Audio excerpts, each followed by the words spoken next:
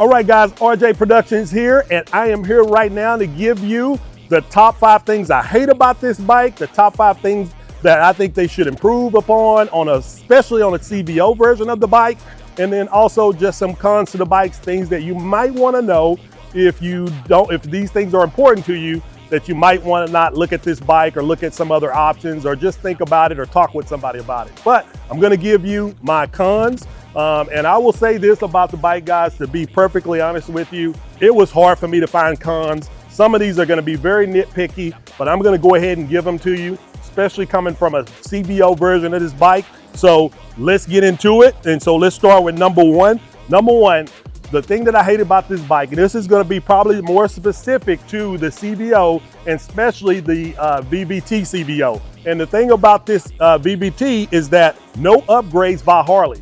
Guys, this bike is now over a year old, over a year that I've had this bike. I got a little bit over 14,000 miles on this bike in over a year. And hey guys, the thing that I hate, Harley doesn't really have any upgrades. They don't have a Harley cam that you can put in this thing. They got a little tuner, but it doesn't really do much.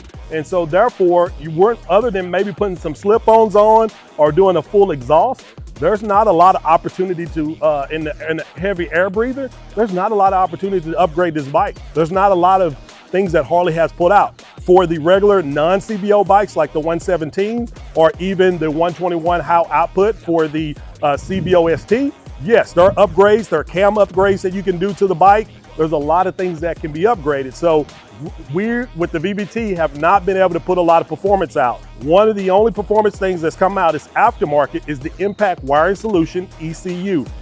That's something that you can do to the bike right now, but that's it. You still can't even do a cam. But they are getting some really great things out of this bike with that ECU. The other thing is that a lot of guys are actually taking the VBT off and deleting the VBT and actually just going without it so that they could go ahead and do performance cams and tunes and all these things on it. So if you want to keep your VBT, you're kind of out of luck right now for performance upgrades on this bike. So that's my number one. All right, now let's shift gears into number two. And so the number two thing that I don't like about the bike that to me is kind of awful is the infotainment center. Okay, on the infotainment center, it is very slow and very laggy. So when you cut it on, you gotta wait. So one of the things us guys do on these bikes, the first thing we do when we get ready to get on our bike, we step up and we cut the switch on to give the infotainment center time to load, because it's gonna need that time to load. So then you put your helmets on, your gloves, your jackets, or whatever you're trying to do, or you give it a minute, because sometimes if you try to crank it really as soon as you click it on and the infotainment hasn't booted up, it can get a little glitchy.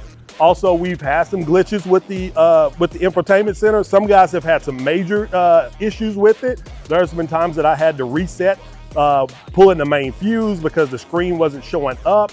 It's very rare, and it's not having those issues a lot right now after 1 year of ownership. But we did have those glitches where at times you would run the bike and the screen would be black for a little bit, then you'd have to kill it, it'd come back. Sometimes you'd almost have to pull the main fuse for it. So that's something to know, that the infotainment center is a little slow, it's a little glitchy, but also this is also one of the things that's kind of on my pros is that it does have a lot of very unique features that are upgrades compared to the older bikes and the older systems. So it is good in that way. It's a beautiful screen, it's a beautiful system, the modes, I mean, it's awesome. I love all the tech that's in this thing. I want that tech. I just hope that Harley can do some updates to actually make it run a little faster and a little smoother and a little less glitchy. So that's why that's number two on my cons. And so number three, I would have to say it's the seat. Okay, so this seat has been redone by Bad Boys Cycles, by George. He's redone this seat and everything, but this is a stock seat redone. I still have my stock seat, but I would say, man, this seat out of the box is super hard.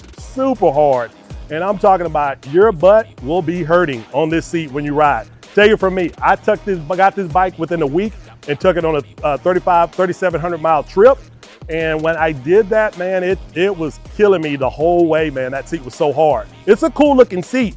I like the way the ergonomics of it. It's just that the gel and things that they use was so hard, it took so long to break in.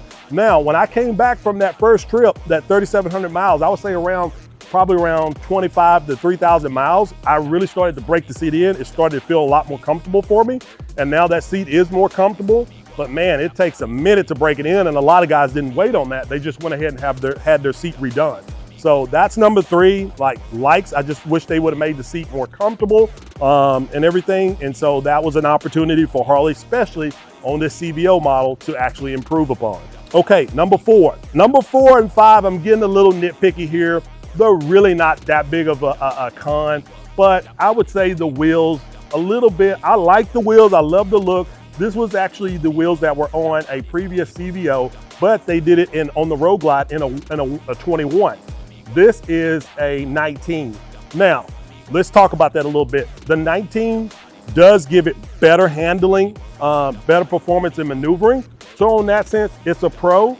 On the other sense, it doesn't look styling wise as good. If it was a 21, it looks more beast. When you see one of these older Road Glides with this wheel, with the 21-inch wheel on the front, it looks a lot better. And when I pull my bike up to one and I see one, I'm just like, oh man, I really need the 21 on this. I don't know if it's something I'll change because I love the handling and the performance of it.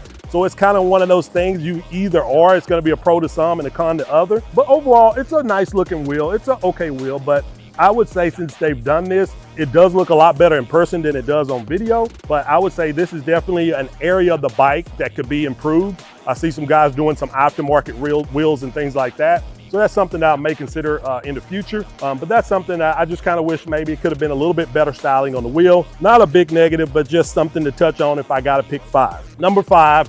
Again, I'm trying to find something because overall, this is a great bike. But I would say number 5 is gotta be, I don't like the fact that it's a 23, but it's a 23 and a half.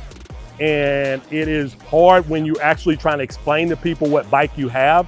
And even when you're buying parts, you gotta be very careful because you say 23 Road Glide, you gotta be specific to the CVO. You gotta make sure that they understand the difference and that they're looking that up. When you explain to people, oh, I got the 23, a lot of people don't think it's a 23, people think it's a 24. So I just think the way Harley rolled that out, that they did it like late in 2023 and versus early in 2023, or just go ahead and doing it for 2024. I just feel like that whole thing was a little bit combobulated, and I get a lot of issues when I'm trying to order parts and buy things and explain to people, and people, it doesn't kind of make sense because I just think they should have did that differently. So that's probably my other con. Again, it's not much of a con, but if I had to say, that would be it. But other than that, man, I mean, the bike is wonderful. The bike is great. I mean, the bike to me is leaps and bounds better than these bikes. I mean, these bikes I love them. I mean, this is my first bike. But you really have to do a lot of customization to get this bike set up to be what this bike is. And I'm telling you guys, if you haven't ridden this bike, you gotta ride these bikes. Now, one thing that I wanna do that I have not done is that I want to ride a 24 Road Glide with the 117 with the regular, with the regular forks and suspension. Because the one thing about this bike, the CVOs do have the inverted front suspension, which may contribute to the comfort, the handling, the maneuver.